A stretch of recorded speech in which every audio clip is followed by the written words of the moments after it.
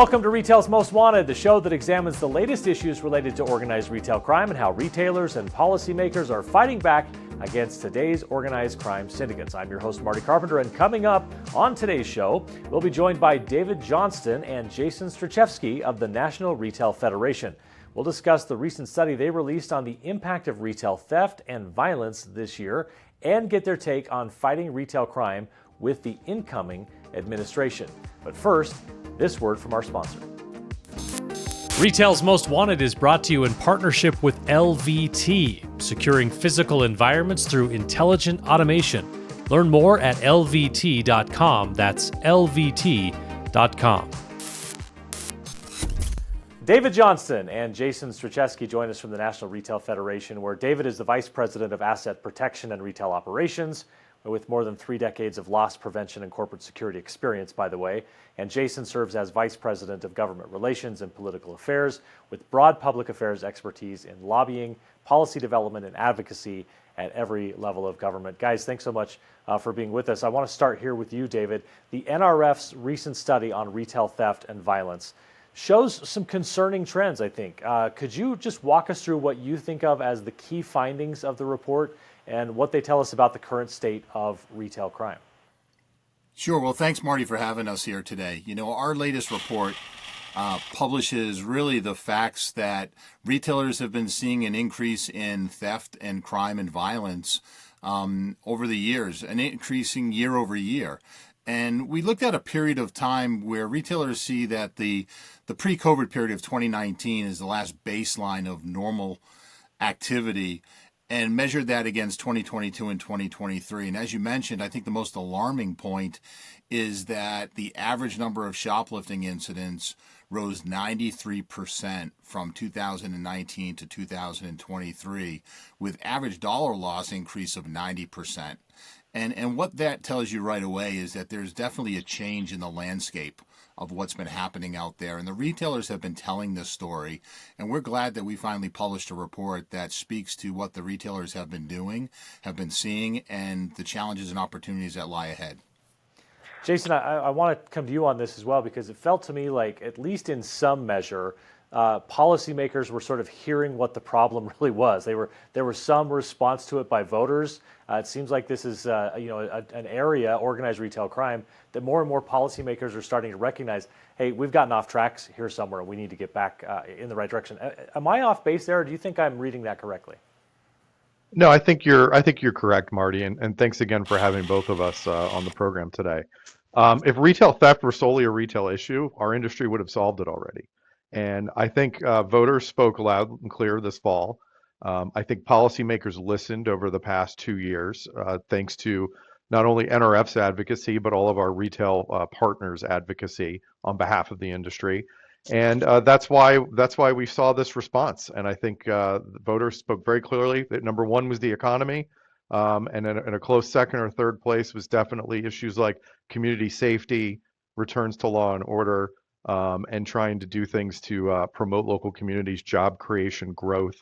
You know, this is what was on folks' minds, and I think it definitely made a difference in the polls. And lawmakers at the state level definitely, and attorneys general definitely heard that loud and clear. And they've been working for the past 2 years to come up with solutions to support retailers in their work to combat organized retail crime. Yeah, I mean, if you're looking at economy and public safety, this is that issue where those things overlap, right? That's what lawmakers are hearing is the message. That's the message they're getting. Correct. All right, David, so we're coming off an election year where we've seen some response to this issue. People not just sort of saying, well, that's number 10 on the list of things that are most important. They're looking at this issue and trying to make some headway on it. So as we head into 2025 and all of these folks who won elections are now moving on into the policymaking process, what are the key priorities for the National Retail Federation regarding organized retail crime prevention? And what advice do you have for retailers during this transition period? Well, our priority remains getting federal legislation to help state and local law enforcement agencies, and even state and local communities with federal resources and support to combat the organized retail crime. Although we didn't get it past the finish line this year, we have positive momentum going into the next Congress. Many of the supporters, in fact, most of the supporters and co-sponsors of the existing bills will remain, and there's great bipartisan relationships and partnerships. So we hope that we can, work with the new players in Congress, bring a bill back to both the House and the Senate, and finally get the federal legislation that our retailers are asking for. Over 94% of the people in our survey, in our latest report, said that they still believe that federal legislation is still necessary in order to combat organized retail crime. Advice about to the retailers during this transition period: keep doing what they're doing. The relationships that Jason talked about at the state and local levels, whether it be law enforcement, prosecutors, state retail associations, community leaders, legislators, that was all beneficial to what we have seen happen over the last couple of years. And again, it's going to continue to drive us forward to combat this issue. Jason, can you speak to that a little bit about exactly how you would encourage retailers to engage not only with the legislators or the lawmakers they've built relationships with, but with the incoming ones as well, and incoming administration, to help them understand the challenges they're facing as retailers when it comes to organized retail crime? The most impactful thing retailers can do is invite their state lawmakers, whether they're new or previously in office, federal lawmakers, attorneys general, district attorneys, local law enforcement, to tour a store in their district. Spending time in a store with policymakers and telling your brand story to demonstrate how retail crime and theft impacts your workers, your employees, your customers, your operations is invaluable. When you make it a local issue and you tell a personal story, it sticks with those policymakers and it focuses their attention on the issue. Inviting law enforcement partners into your store strengthens relationships. It creates avenues for better communication between retail investigators as well as law enforcement. We hear from law enforcement conducting investigations frequently that they do not know who to contact at some national retail brands. Retailers that don't reach out and build these relationships are wasting an opportunity to enhance their loss prevention programs. So, David, there's some change then in the players, so to speak, the legislators, the lawmakers, some of them remaining the same, and you want to build on those relationships. How about the retailers? How can they maintain consistency in their loss prevention strategies during these periods of political transition? Or are they sort of like, hey, I'm just going to keep doing what I'm doing? Are they changing anything up there? What advice do you have? Yeah, political transition really shouldn't impact the loss prevention strategies of a retailer, particularly the tactical initiatives that you're doing. Again, we're starting to see retailers do many great things out there in order to, enhance the safety and the security of their retail stores, their employees, the customers. I think, as Jason had mentioned, looking at it, post transition, those that do experience change, it could even be in the judicial, the prosecutorial side of the house. Invite them in as quickly as you can. Educate them, build the relationships with them, do what you were doing with previous administrations and just keep telling them what the proper narrative is. And I think that will go a long way in what we've seen in some of these electoral changes. Yeah, I think you're both spot on here, especially in the make this personal connection, right? Get a lawmaker, get a political ally into your store and help them make that connection.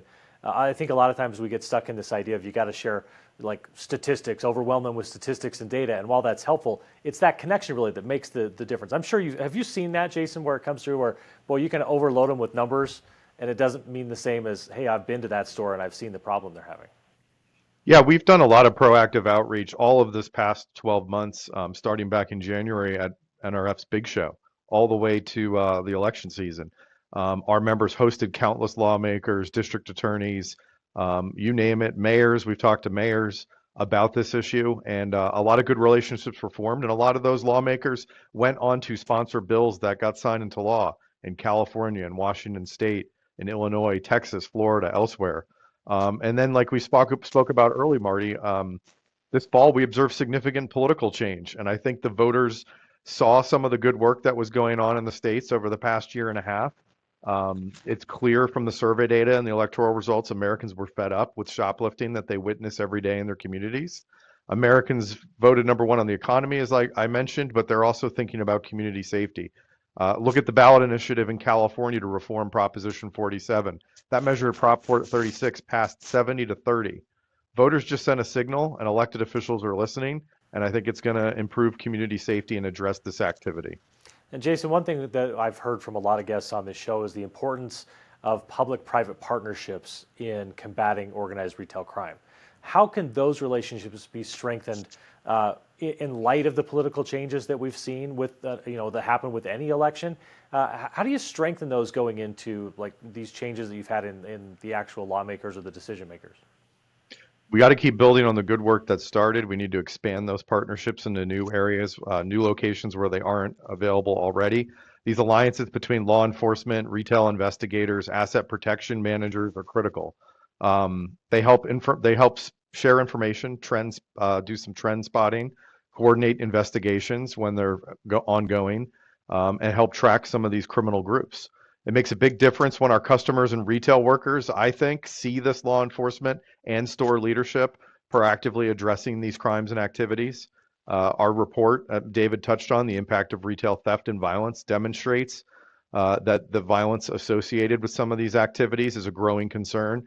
And employee and customer safety is paramount. It's job number one.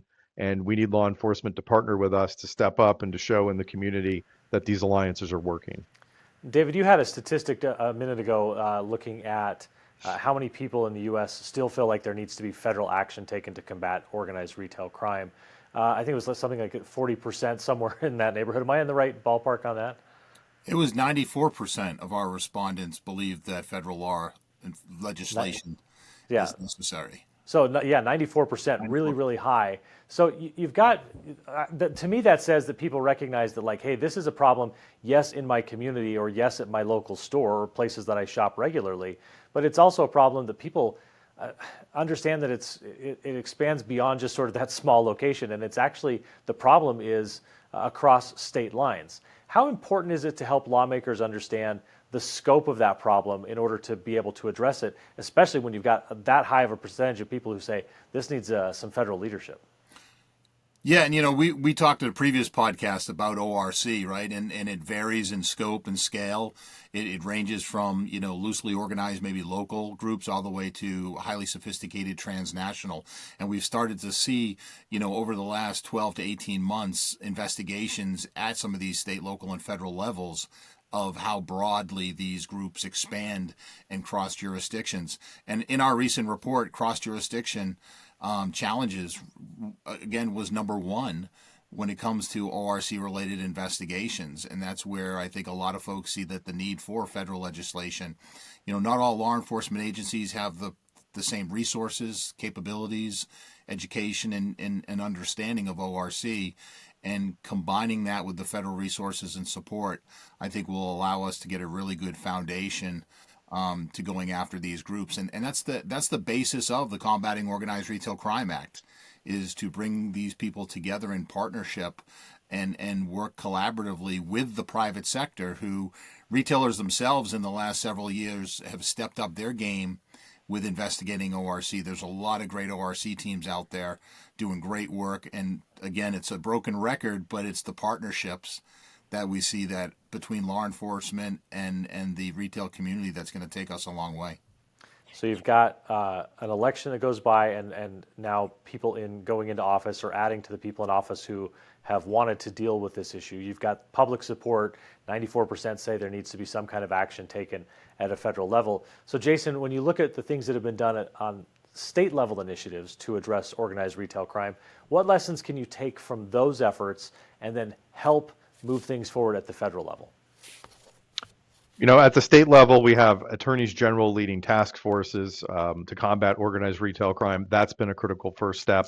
We've had state legislators in a dozen or more states over the past 2 years go in and adjust some of their crime and theft statutes so that we could aggregate some of these crimes. When you have repeat offenders stealing across multiple jurisdictions, let's aggregate those crimes. That's happened. States have even passed new laws to target specifically more and more violent incidents, such as smash and grabs.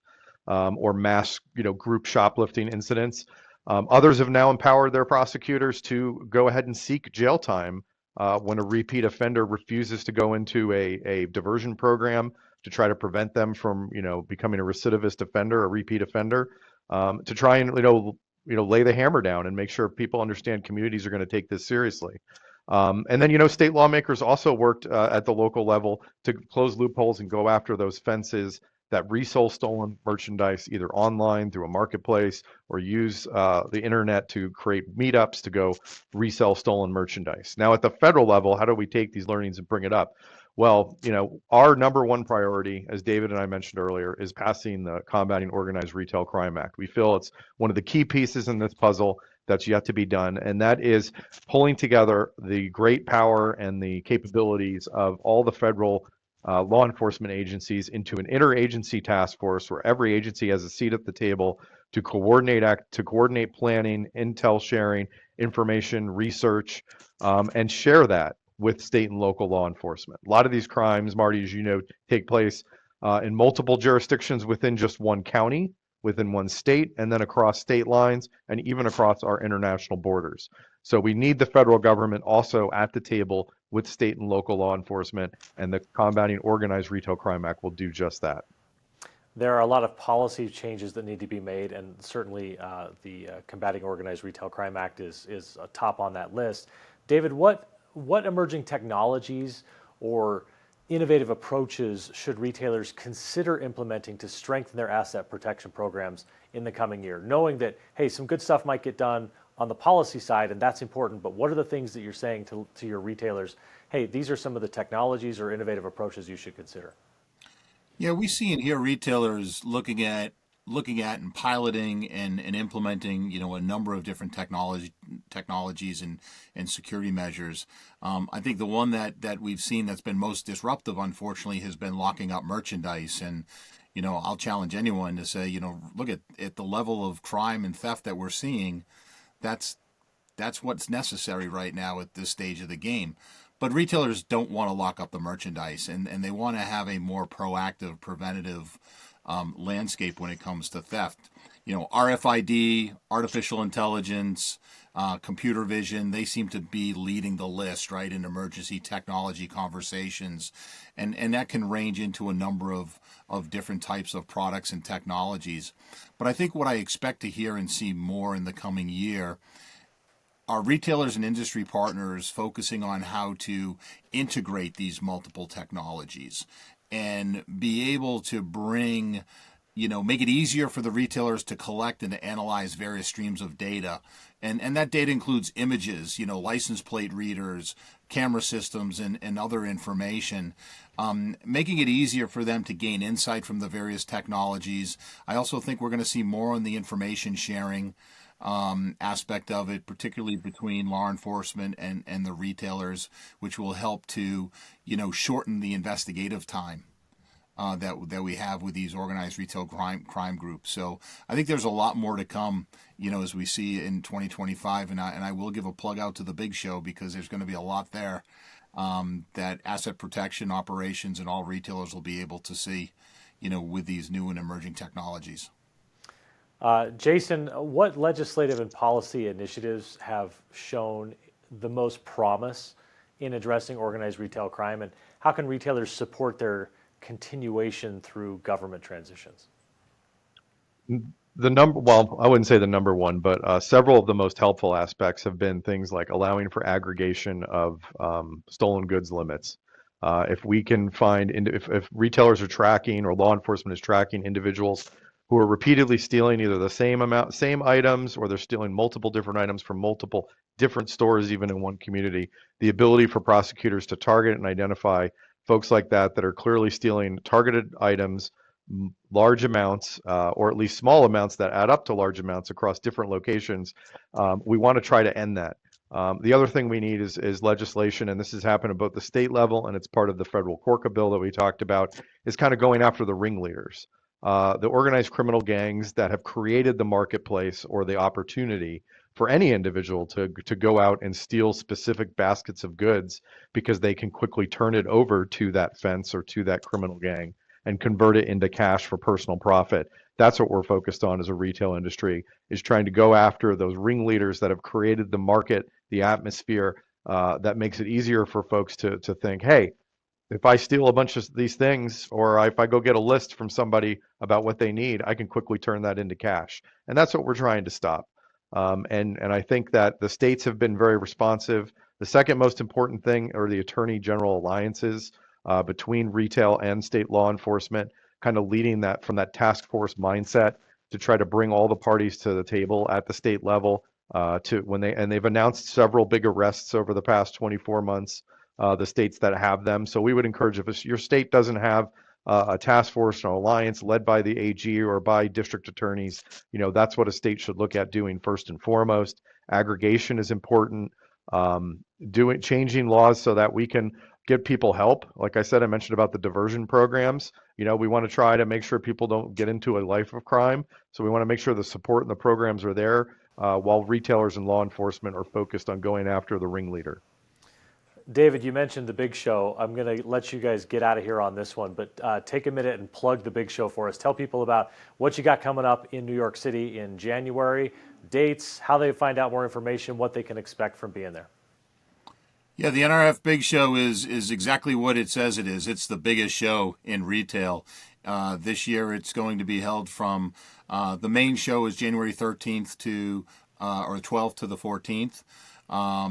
There are more than 1,000 exhibitors in technologies and solutions, well over 200 sessions happening across the several days. There's the gala. There are several events taking place both in the Javits Center, outside the Javits Center. And there's special events to be able to. There's something for everyone at every role within retail. And then, the NRF itself will have all of our council meetings and committee meetings so that the members really get involved and support the initiatives of what we're doing in order to help out the industry. And if they want to find out more information, where can they go find that? Just nrf.com.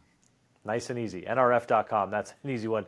Heading into the new year, we got a lot of great work to do, a lot of big momentum, I think, behind us when it comes to combating organized retail crime. David Johnston and Jason Straczewski, thanks so much for taking the time. We really appreciate it. And good luck with the big show, David, there in New York next month. Thanks, Marty. Thank you, Marty. All right, that's it for this episode of Retail's Most Wanted. Thanks to our presenting sponsor, LVT. Don't forget to hit that subscribe or follow button so you can catch each new episode. We drop one every 2 weeks, and you can find us on X, LinkedIn, and YouTube. Links for all of those are in the show notes below. Thanks, everyone, for being with us, and as always, keep up the good fight.